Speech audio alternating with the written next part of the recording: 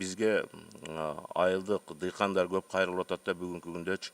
Бул мына күйүүчү майлоочу майлардын былтыркы жылга салыштырмалуу 10 сомго, быйылкы жылдын башына салыштырмалуу 5 сомго кымбаттап кеткендиги. Ошондой эле азыркы күндө ушу жер семирткичтердин тартыштыгы болуп жатат. Мына жылдын башында жер семирткичтердин килограмм мисалы аммиачный селитраныкы 15 сом болсо, бүгүнкү күндө 22 сом болду.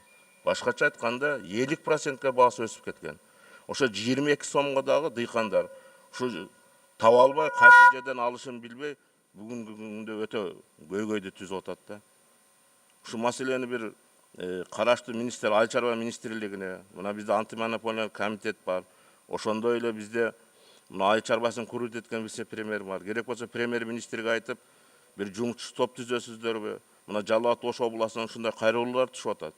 Мындай кымбат баада өстүрүлгөн өсүмдүктөр күздө баасы кымбаттайт дагы. Биздин ошол эле өндүргөн дыйкандардын эмгеги талаага кетет.